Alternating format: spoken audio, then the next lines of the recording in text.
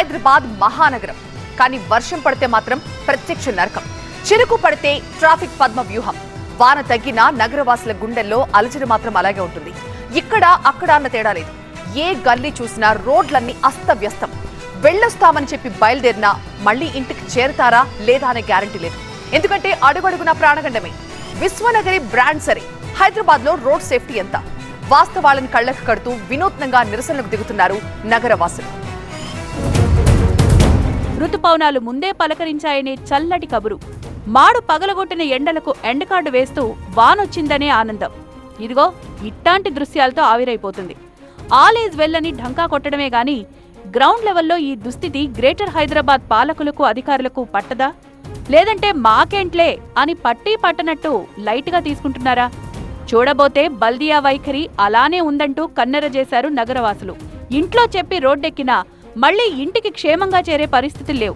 అందుకిదిగో నిదర్శనమంటూ వినూత్న నిరసన చేపట్టారిలా.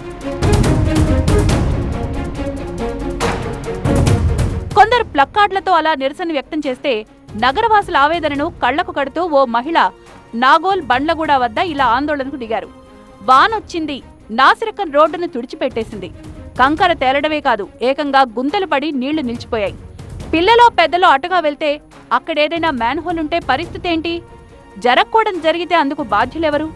వర్షం తెరిపిచ్చినా బల్దియా కళ్లు మాత్రం తెరుచుకోవడం లేదంటూ ఆగ్రహం వ్యక్తం చేశారామె. బురదలో కూర్చుని మరీ నిరసన వ్యక్తం చేశారు. ట్రాఫిక్ పోలీసులు నచ్చ చెప్పినా సరే ఏమాత్రం వెనక్కి తగ్గలేదు.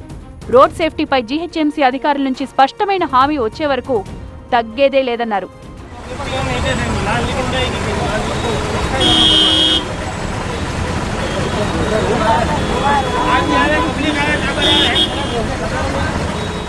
బిల్లు కట్టకపోతే నీళ్ల కులాయి కట్, కరెంటు కట్, ఆస్తి పన్ను, ఆ పన్ను, ఈ పన్ను, చివరాఖరుకు చిరు వ్యాపారులపై ఘీంకరింపు. పన్నుల వసూళ్లలో హక్కులు సరే, మరి రోడ్డు సేఫ్టీపై బల్దియా బాధ్యతేంటి? వాన వెలిసినా నడి రోడ్లపై వరద బురద పేరుకుపోయినా గ్రేటర్ హైదరాబాద్ పాలకులు అధికారులు ఎందుకు పట్టించుకోవడం లేదు? మా కష్టాల కడగండ్లు మీకు కనపడవా అంటూ మహానగర వ్యాప్తంగా ఇలా వినూత్న నిరసనలు హోరెత్తుతున్నాయి. మార్పు సరే, మహానగరానికి మరకలు ఇంకెన్నాళ్లు? తాత్కాలిక చర్యలే తప్ప వరద నివారణకు శాశ్వత పరిష్కారం ఏదని ప్రశ్నిస్తున్నారు హైదరాబాద్ వాసులు. తమ సమస్యలను ప్రపంచ సమస్యగా చూడాలనుకునేవాళ్లుంటారు.